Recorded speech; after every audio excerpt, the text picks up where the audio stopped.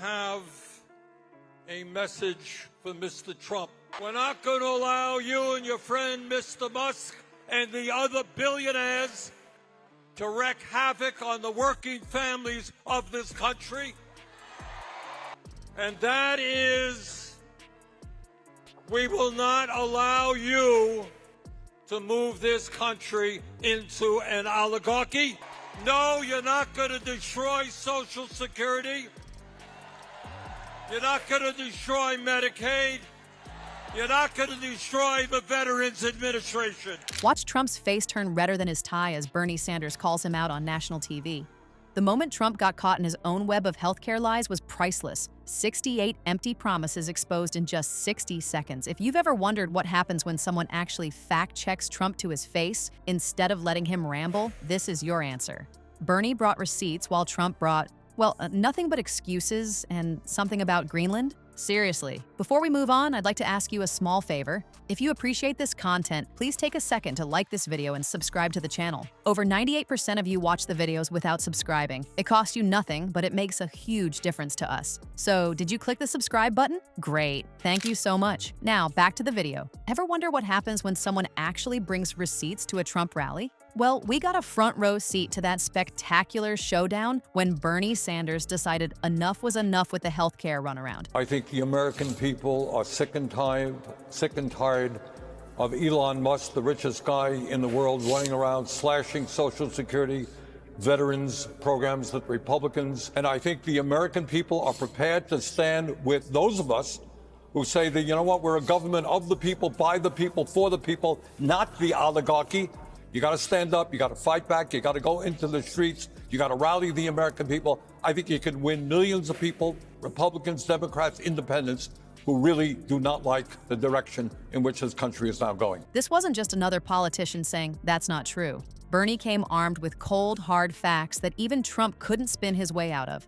Picture this scene. Bernie standing there, voice steady as a surgeon's hand, methodically listing off exactly how many times Trump had promised Americans a healthcare plan that never materialized.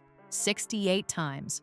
That's not a slip of the tongue or a one-off campaign promise. That's a deliberate pattern of deception so blatant, it would make even the shadiest used car salesman blush. Bernie didn't just vaguely accuse. He had the dates, the quotes, the whole embarrassing paper trail of empty promises.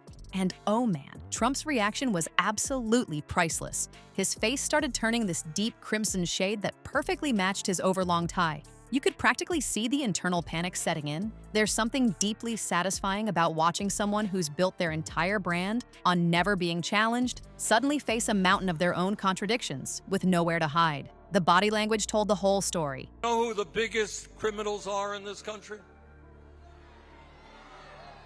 They are the CEOs of major corporations who are robbing us every single day. I'll tell you what else you're not going to do. We're not going to let you undermine the democracy that men and women in this country have fought and died for. If we stand together, we can not only defeat Trumpism, but we can create the kind of great nation we know that we can become. Thank you all very much. While Bernie stood firm, calmly reciting fact after uncomfortable fact, Trump was squirming in his seat like a kindergartner who desperately needs a bathroom break but is too scared to ask the teacher. His eyes darted around looking for some kind of escape hatch that just wasn't there. The man who loves to dominate every room suddenly looked like he wanted to disappear into his chair. What Bernie brilliantly exposed wasn't just individual lies, it was Trump's entire playbook laid bare.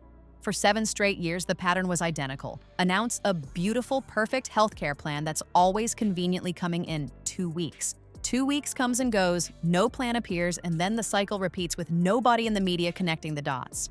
Until Bernie decided to collect all those dots and dump them directly in Trump's lap on live TV.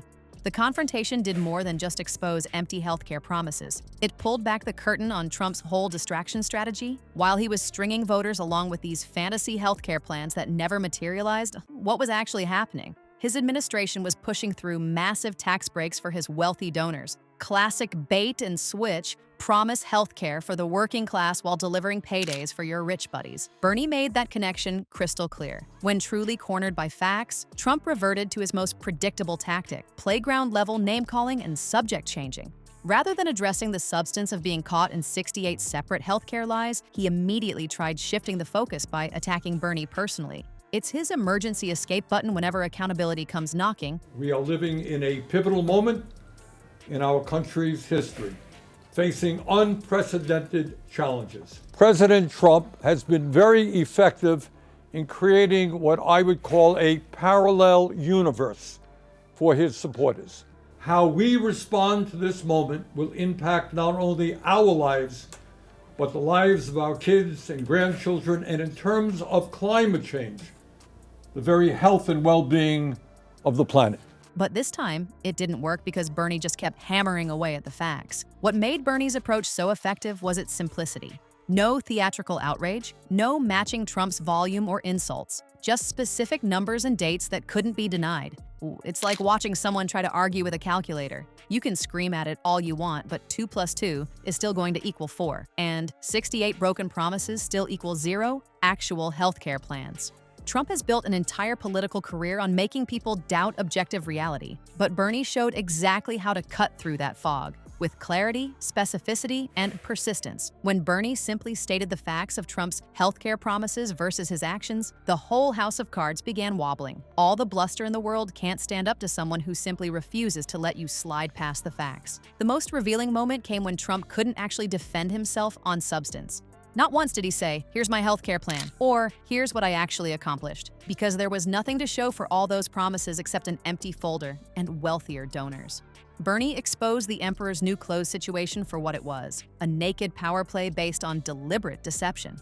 Over 60% of our people, as we speak right here, 60% of Americans are living paycheck to paycheck. I grew up in a family living paycheck to paycheck. That ain't easy.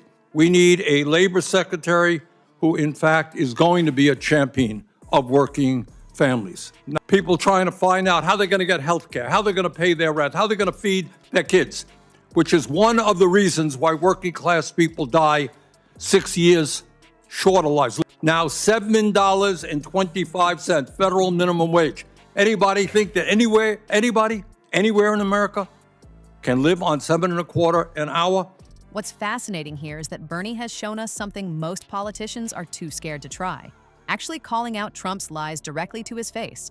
Most politicians tiptoe around Trump's nonsense, terrified they might upset his fan club. They'd rather play nice than challenge his made-up facts, letting all that misinformation just float around unchecked. It's like they're afraid of being the kid who points out the emperor is naked. Meanwhile, Bernie waltzed in with a simple formula. Bring facts, stay focused, and don't hesitate to use the L word when someone's plainly lying. Maybe if more politicians grew a spine like Bernie's, we'd have fewer orange-tinted fairy tales in our politics.